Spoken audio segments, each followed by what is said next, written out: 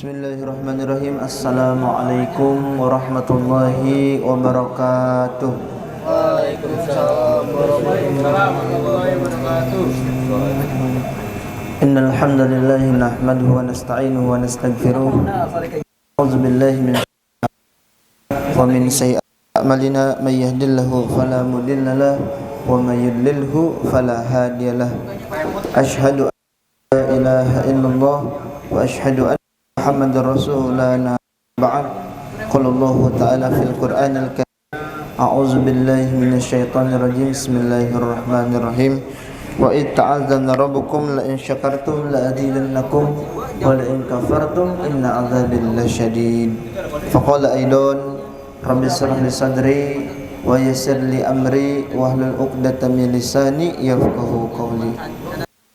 Hadirin yang sama-sama kita hormati, puji serta syukur kehadirat Allah Subhanahu wa taala, kita beribu-ribu macam nikmat, di antaranya nikmat iman, nikmat Islam, nikmat sehat wal afiyah, sehingga kita dapat berkumpul dan bermuajahah di tempat yang insyaallah mulia ini.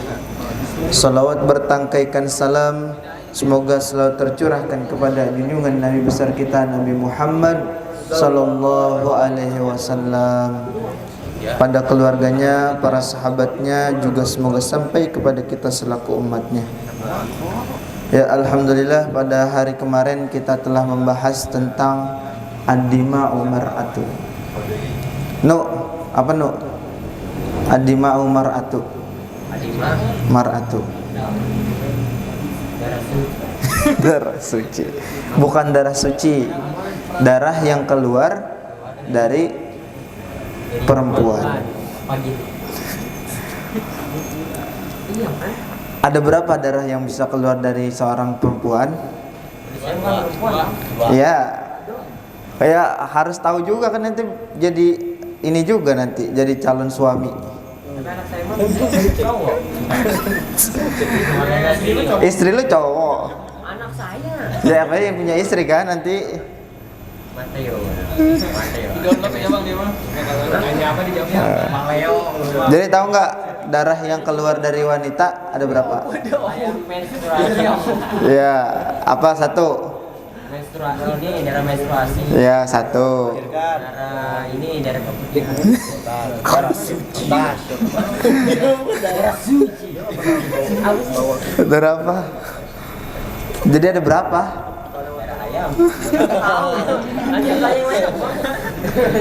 Pung, tahu nggak Pung? Ada berapa Pung? Hah? Salah, kurang satu. Ada tiga.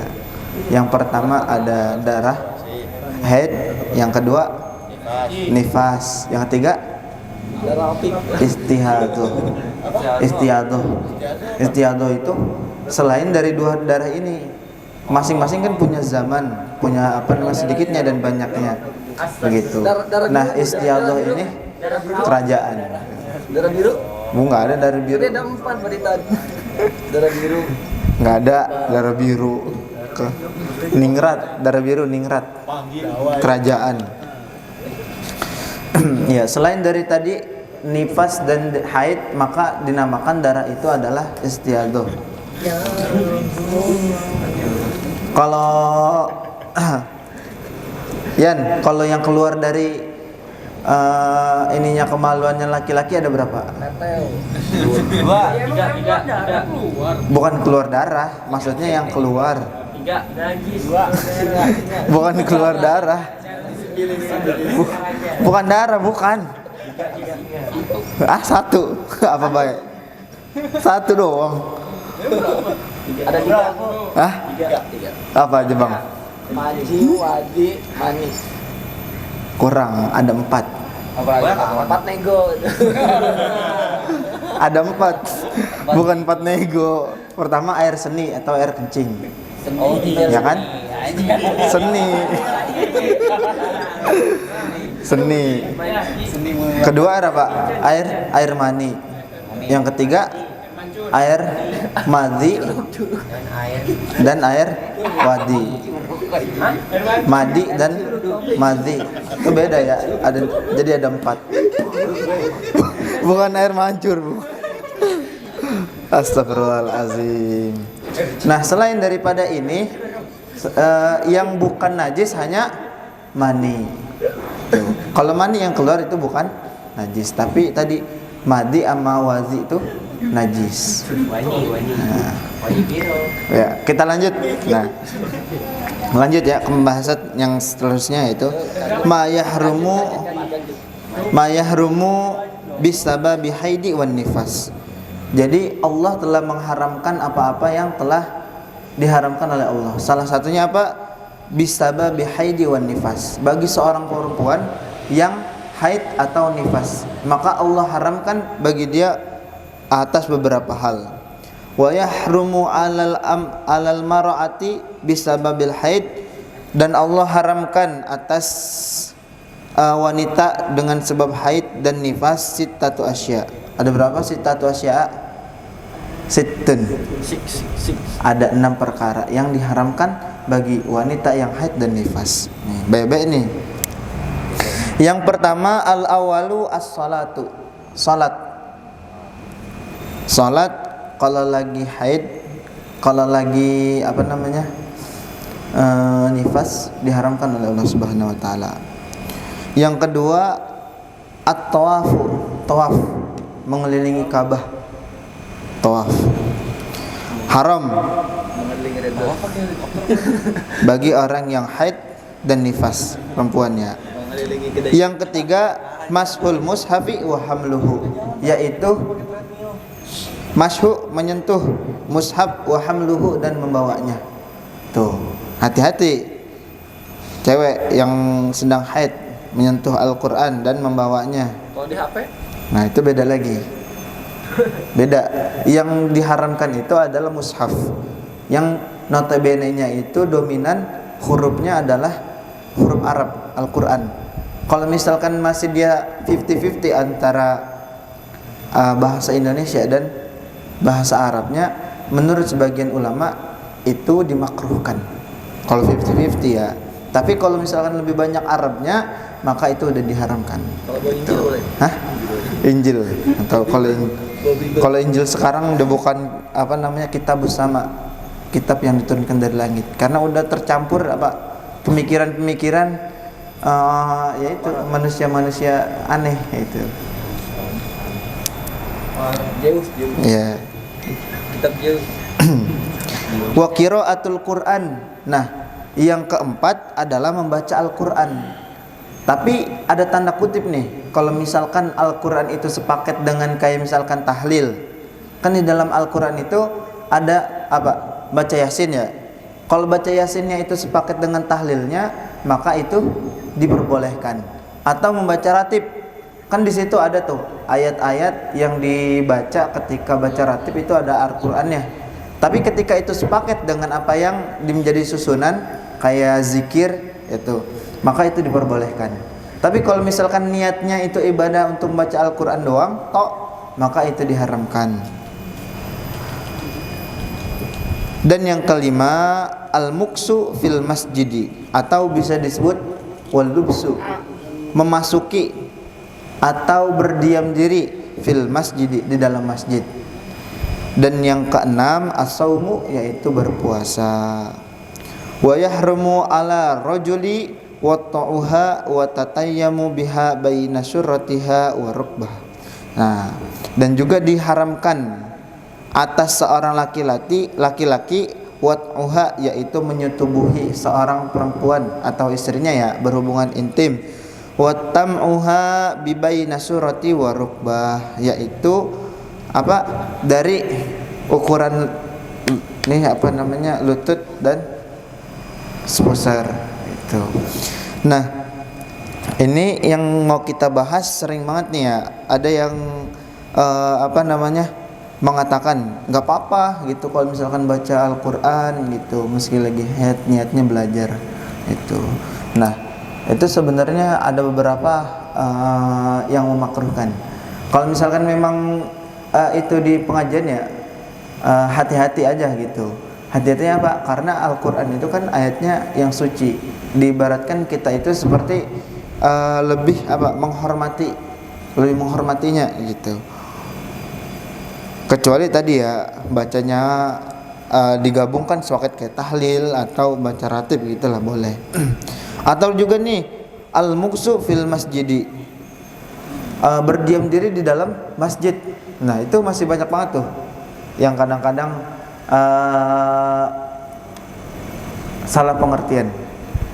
Katanya, ini udah aman kok, udah pakai ganjelan, udah pakai pembalut gitu ya, dan nggak khawatir bakal netes di area masjid.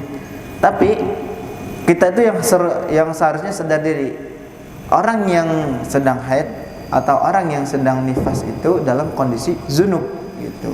Maka masjid itu atau musolah itu kan tempatnya adalah tempat yang suci. Maka yang diharamkan itu adalah kedudukan diri kita yang kotor, yang sedang junub. Nggak ngaruh itu bakal nanti ketetesan darah haid dan sebagainya.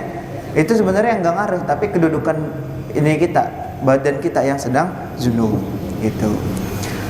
Adapun babnya itu kalau misalkan nggak apa-apa gitu, misalkan udah pakai, misalkan yang dikhawatirkan itu adalah tadi netesnya gitu di tempat orang sholat gitu, takutnya netes dan sebagainya. Itu adalah babnya beda. Kalau babnya itu cuma lewat, boleh. Kalau babnya cuma lewat dong nih, si cewek nih lewat, tapi dia udah pakai balut segala macam itu ya, jadi nggak takut ketetesan. Nah itu babnya boleh kalau cuma lewat. Tapi kalau misalkan dia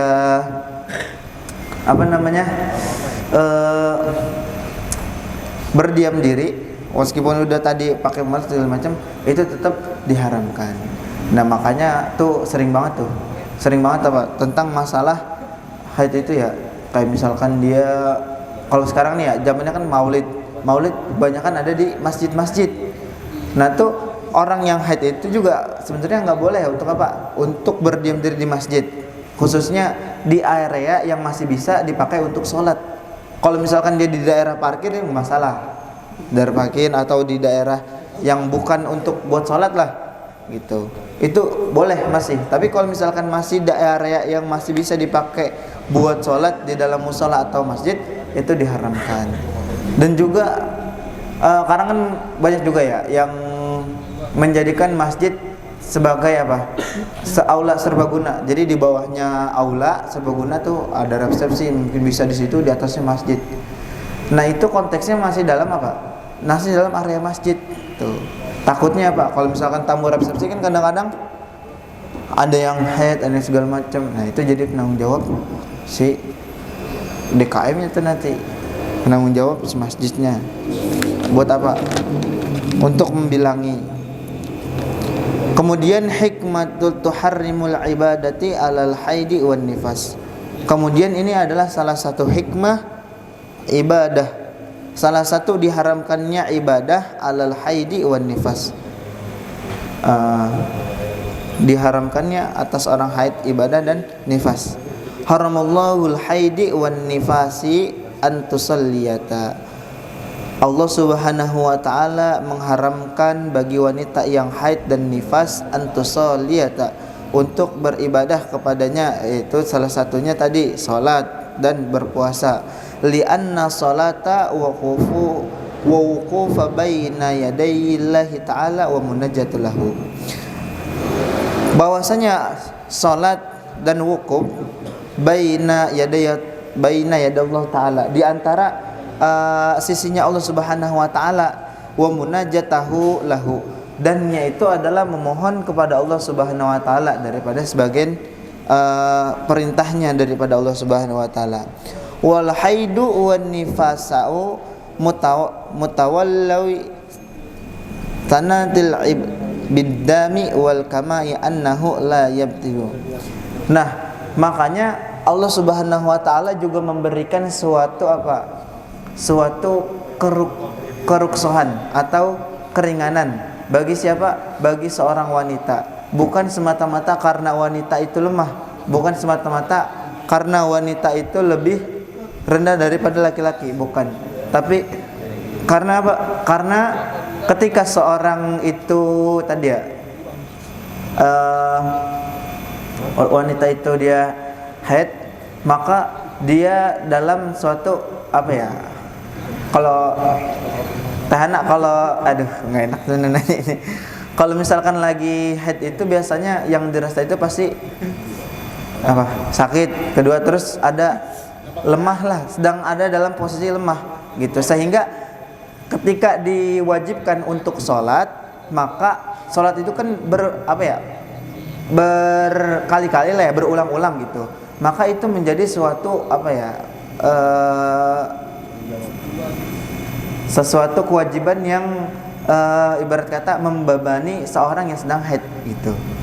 Itu. Jadi Allah SWT memberikan keruksuhan. Dan dalam keadaan haid itu Allah juga nggak ngasih qada dalam haid seorang wanita. Karena apa? Karena kalau misalkan Allah menurunin qada buat seorang wanita yang haid, maka itu akan memberatkannya gitu. Lumayan banyak kan kalau misalkan dia full sampai 15 hari. Tuh, 15 kali 5 berapa? Berapa sholat yang dia qada? Tapi Allah menyuruh untuk apa? Mengqada saum, puasa di bulan Ramadan. Karena apa? Karena puasa di bulan Ramadan itu hanya setahun sekali. Dan Allah juga pengen apa? Pengen memberikan kemuliaan kepada seorang wanita untuk apa? Untuk ikut serta dalam apa? Dia mendapatkan kemuliaan di bulan Ramadan dengan tadi membayar qada.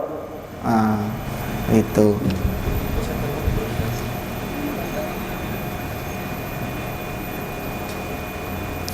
Dan di antara hikmah untuk diharamkannya kita ke tempat-tempat yang Allah larang seperti apa? Seperti masjid.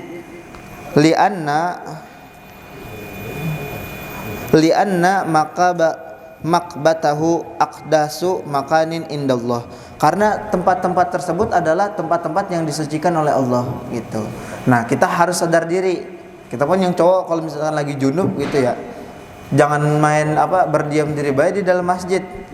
Karena apa? Kedudukan kita yang kotor. Kita harus sadar diri, kita yang kotor. Dan tempat kayak masjid itu baiti, rumahnya Allah gitu. Nah, kita harus sadar diri tuh. Kalau misalkan ya hujan, ya udah keluar atau kita mandi wajib dah, baru boleh.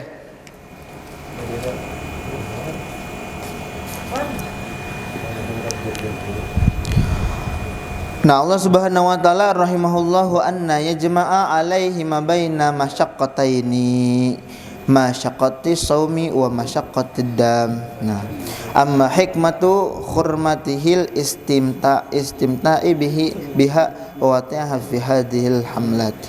Fa innal litibai athar tamanun anna fi dzalika durar alaihi azim li haqq rijal.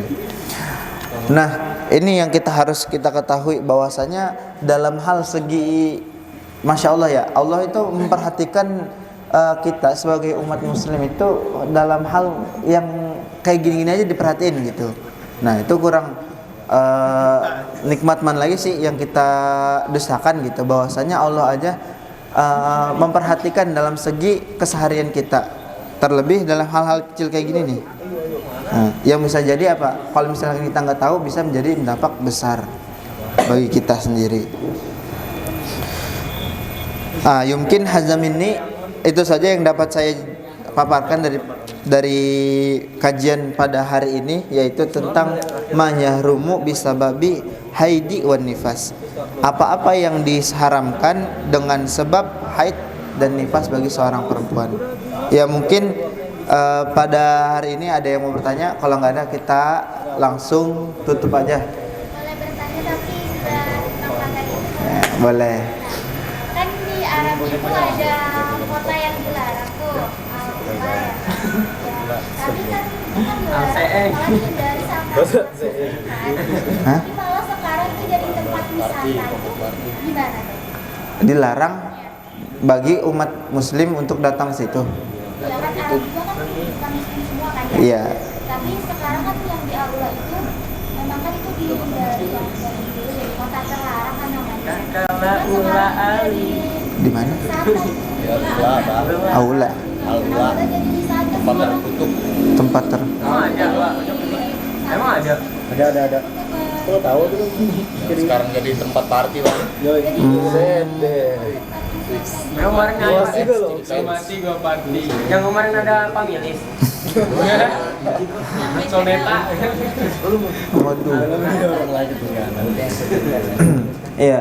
Jadi memang di dalam Islam sendiri ada apa? Ada tempat-tempat yang diharamkan dan juga ada tempat-tempat yang mengandung